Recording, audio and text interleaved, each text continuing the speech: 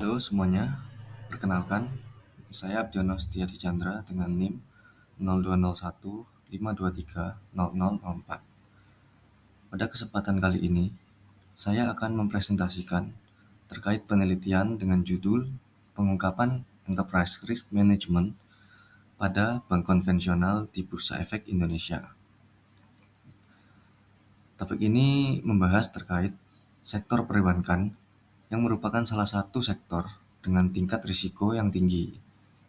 Jadi, pengelolaan risiko itu menjadi hal yang sangat penting untuk menjaga stabilitas perusahaan perbankan ini.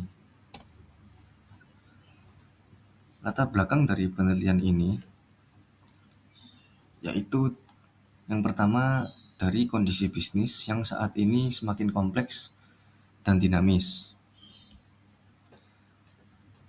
Jadi dengan berkembangnya aktivitas bisnis, maka semakin besar pula risiko yang dihadapi oleh perusahaan, terutama di sini yaitu bank konvensional. Dalam industri perbankan, risiko itu menjadi perhatian utama karena bank ini mengelola dana yang sangat besar, terutama dana yang dimiliki oleh masyarakat. Oleh sebab itu, Bank Indonesia itu mewajibkan penerapan manajemen risiko agar bank-bank ini dapat beroperasi secara sehat, transparan, dan stabil. Nah, jadi disinilah Enterprise Risk Management atau ERM itu menjadi penting. Karena ERM ini merupakan sistem manajemen risiko yang dilakukan secara menyeluruh dan terintegrasi di seluruh aktivitas perusahaan, terutama perusahaan perbankan. Nah, selain itu, pengungkapan ERM dalam laporan tahunan itu juga penting bagi seluruh investor dan stakeholder yang berkaitan. Karena pengungkapan ERM ini dapat memberikan gambaran kepada investor dan stakeholder mengenai bagaimana perusahaan ini dapat mengidentifikasi, mengelola, dan mengendalikan risiko yang ada. Jadi sektor perbankan di sini dipilih dalam penelitian karena jika dibandingkan dengan sektor lain, sektor perbankan atau sektor keuangan ini memiliki tingkat kematangan manajemen risiko yang lebih tinggi. Tujuan penelitian ini adalah untuk menganalisis faktor-faktor yang dapat mempengaruhi pengungkapan Enterprise Risk Management atau ERM terhadap bank konvensional. Ada beberapa variabel yang diuji, totalnya ada 8 faktor, yaitu kepemilikan publik, kepemilikan institusional, ukuran dewan komisaris, komite audit, reputasi auditor, risk committee, konsentrasi kepemilikan, dan Chief Risk Officer atau CRO. Dari variabel-variabel tersebut, penelitian ini ingin melihat apakah masing-masing dari variabel-variabel tersebut itu memiliki pengaruh atau tidak terhadap tingkat pengungkapan Enterprise Risk Management atau ERM. Pada model penelitian ini, variabel independen atau variabel X itu terdiri dari 8 faktor yang sudah saya sebutkan tadi. Sedangkan untuk variabel dependen atau variabel Y itu adalah pengungkapan Enterprise Risk Management atau ERM. Penelitian ini menggunakan jenis penelitian kausalitas dengan tujuan untuk melihat hubungan sebab akibat antar variabel. Objeknya pada penelitian ini yaitu bank konvensional yang terdaftar di Bursa Efek Indonesia selama periode 2013 sampai 2017. Sampel yang digunakan pada penelitian ini yaitu sebanyak 59 bank dengan teknik analisis regresi linear berganda dengan bantuan software SPSS versi 23. Data yang digunakan itu adalah data sekunder yang diperoleh dari laporan tahunan masing-masing bank yang menjadi sampel dalam penelitian ini.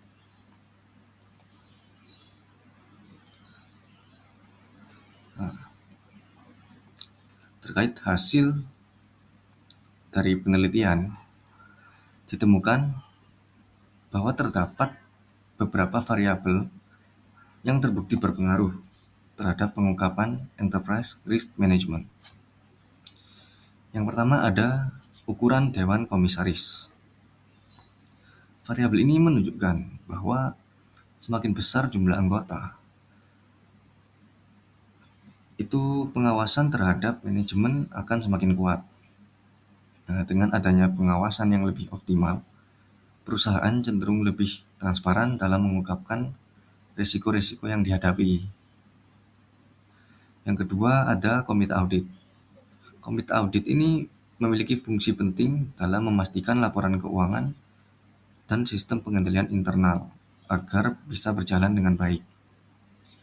Jadi semakin efektif komite audit, maka kualitas pengungkapan informasi termasuk risiko perusahaan itu akan semakin baik. Yang ketiga ada reputasi auditor. Perusahaan yang menggunakan auditor dengan reputasi tinggi, khususnya auditor Big Four seperti Deloitte, PwC, EY, dan KPMG, itu biasanya memiliki standar audit yang lebih ketat.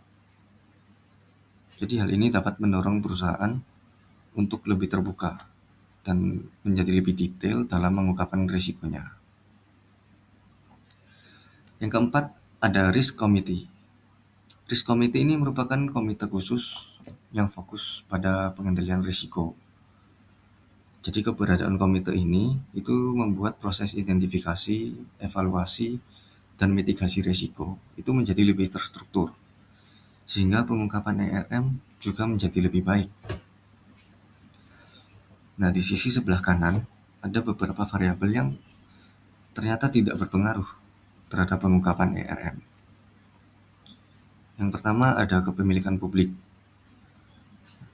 Variabel ini menunjukkan bahwa besarnya saham yang dimiliki masyarakat umum belum tentu dapat mendorong perusahaan untuk meningkatkan transparansi risiko. Karena biasanya pemegang saham publik itu memiliki porsi kecil dari keseluruhan saham yang dimiliki perusahaan, sehingga pengaruhnya terbatas dalam pengambilan keputusan perusahaan. Yang kedua ada kepemilikan institusional. Nah, jadi investor institusi itu seharusnya mampu meningkatkan pengawasan. Namun dalam penelitian ini, pengaruh tersebut ternyata tidak signifikan. Kemungkinannya karena fokus institusi itu lebih kepada kinerja keuangan dibandingkan pengungkapan risiko. Yang ketiga ada konsentrasi kepemilikan.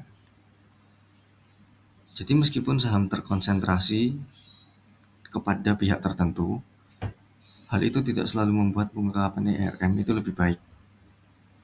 Bisa jadi pemilik mayoritas sudah memperoleh informasi internal, sehingga tidak terlalu membutuhkan pengungkapan yang luas. Dan yang terakhir adalah Chief Risk Officer atau CRO. Jadi meskipun CRO ini secara teori berperan penting dalam manajemen risiko, hasil dari penelitian menunjukkan keberadaannya itu belum tentu berpengaruh terhadap pengungkapan ERM. Hal ini bisa disebabkan karena di beberapa bank, posisi CRO itu masih bersifat formalitas dan belum memiliki peran strategis yang kuat.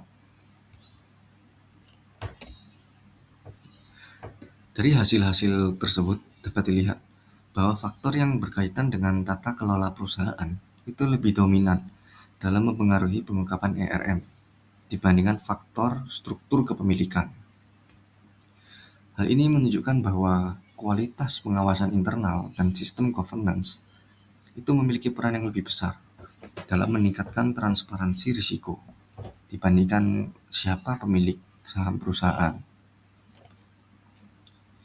Kesimpulan dari penelitian ini yaitu bahwa pengungkapan ERM pada bank itu dipengaruhi oleh 4 faktor utama, yaitu ukuran dewan komisaris, komite audit, reputasi auditor, dan risk committee. Sedangkan faktor kepemilikan saham serta keberadaan CRO itu tidak terbukti memiliki pengaruh yang signifikan.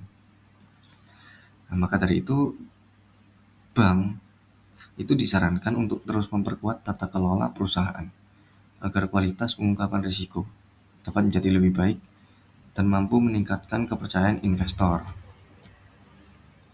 Sekian presentasi dari saya. Terima kasih.